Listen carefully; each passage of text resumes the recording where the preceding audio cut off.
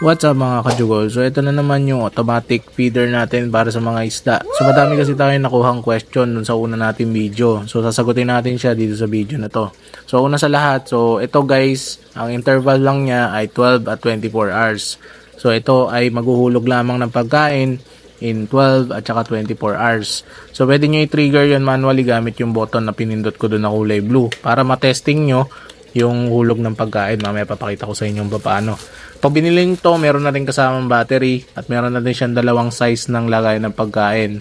50 at saka 100 yata ito. So tingnan nyo na lang yung sa specs. Ito, gagamitin nyo, depende sa size ng pagkain nyo. Siyempre, kapag mas maliit yung ginawa nyong dalagyan, siyempre, kukunti lang yung malalagay nyo.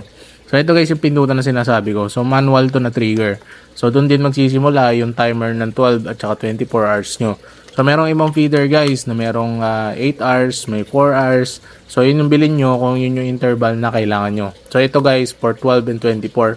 Ito kasi guys kapag maiiwan nyo lang naman yung isda. So mga isda naman natin hindi naman nila kailangan kumain ng ilang beses sa isang araw.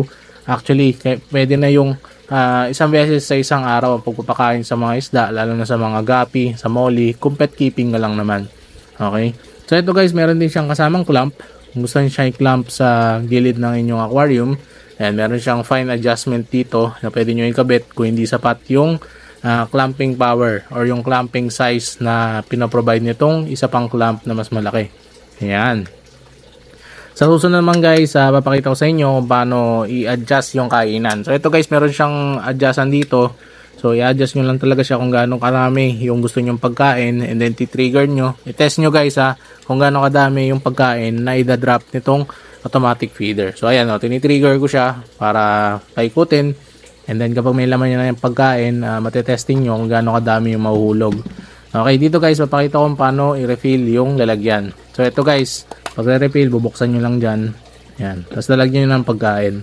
Also guys, don't forget to like and subscribe and follow kung kayo ay hindi pa naka-follow, nagustuhan nyo yung content, may tanong kayo, nakatulong ako. Okay? And then, guys, andyan lang yan sa yellow basket. Kapag na-fill nyo na tong pagkain, syempre, sasaran nyo na. Okay? And don't forget yung fine adjustment. I-adjust nyo kung gaano kadaming pagkain yung kailangan nyo mahulog. Okay? So dito guys, papakita ko sa inyo kung paano gamitin yung velcro. Kasi dun sa unang video, napakita ko na yung clamp. So ito, didikit nyo lang magkabila. Then didikit nyo kung saan nyo gusto siyang pumwesto. Then yan, pwede nyo lang testingin. So ito yung first try natin. Tama lang to. So ito yung pinakamalait na butas. Ayan, maliit lang yan. Yan, ito naman guys, nilakihan ko. Kala ko si konti. So ito na, bumuhos talaga. So piyesta yung mga isda dyan. Pero don't worry guys, di naman nasayang yan. Iniscoop ko yan, sinaipon ko, and nilipat ko sa ibang tank. Ayan, so nakain sila. So ito sa last try, ito yung first size talaga. So feeling ko ito lang yung the best kung talagang iwanan ko yung mga isda ko. Kung kailangan nyo nito, nandyan lang sa yellow basket. Huwag nyo kakalimutang i-check out. Yun lang. And don't forget to like, subscribe, follow.